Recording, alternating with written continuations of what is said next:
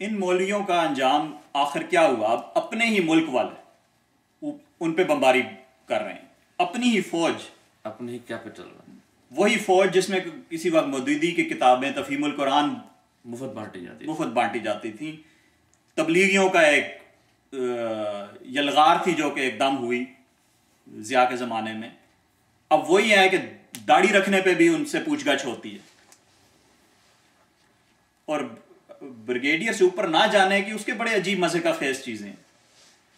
एक अहमदी जो कि ये एयरफोर्स है, उसकी तारीख में एक बेस पे 2 ब्रिगेडियर, जिसको एयर कमांडोर कहते हैं, वो रख दिए गए, क्योंकि दूसरे ब्रिगेडियर जो अहमदी था उसको मजीद ऊपर नहीं, हालांकि वो सबसे टॉप की लिस्ट में था।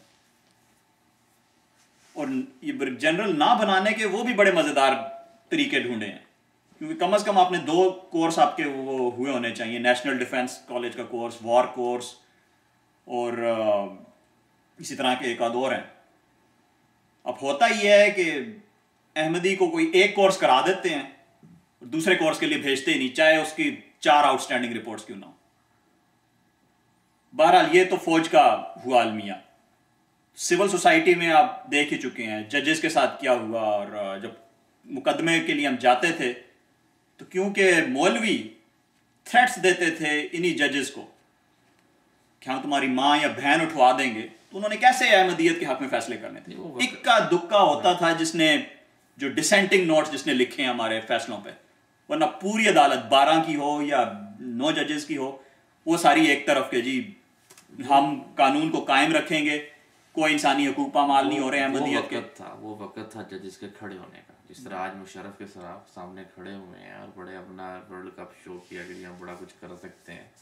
वो वक्त था कि वो खड़े होते। जाबर तो क्या कहते हैं, जाबर हुक्मरान के खिलाफ बात करनी, तो वो वक्त था, उस वक्त खड़े होते तो आज अदालतों की इज्जत कायम रहती।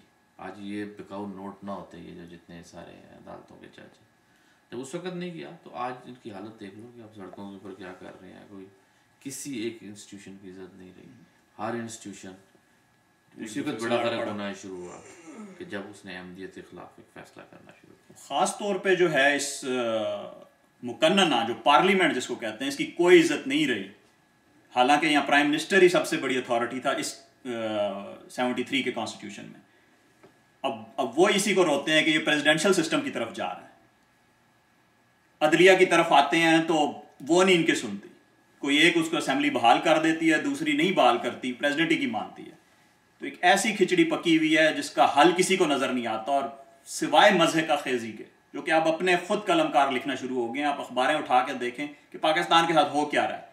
वो तमाशे जो कि अफ्रीका की भी जो गई गुजरी डेमोक्रेसियां छोड़ें, जो डिक्टेटर्स भी हैं, वो ऐसी हरकतें नहीं करते जो हमारे पार्लिमानी निज़ाम में होता है। वो कहां से बेबरकती आई है। और वो मौलवी जो कि लूटने निकले थे अमनो सकूने बेकसा, खुद उन्हीं के लुट गए हुस्नो शबाब जिंदगी। और हबीब जालिब ने जो बात की थी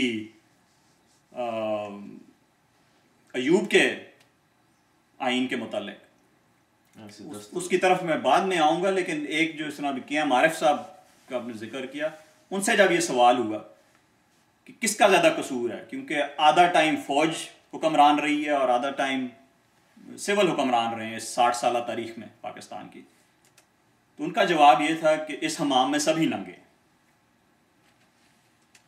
तो सभी कसूरवार हैं, क्योंकि उन्होंने आंख चुराए रखी हकीकी मसाइल से। तो जब तक इस कानून में से ये शिक के अहमदी आइन और कानून के मकासद के लिए मुसलमान नहीं हटती, ये गंद इस कानून में और इस मुल्क में पड़ा रहेगा, जिसका सबसे ज्यादा दुख और अफसोस जमात अहमदिया को होता है। इसीलिए हबीब जालिब के अल्फाज में ऐसे दस्तूर को, सुबह बेनूर को मैं नहीं जानता, मैं नहीं मानता।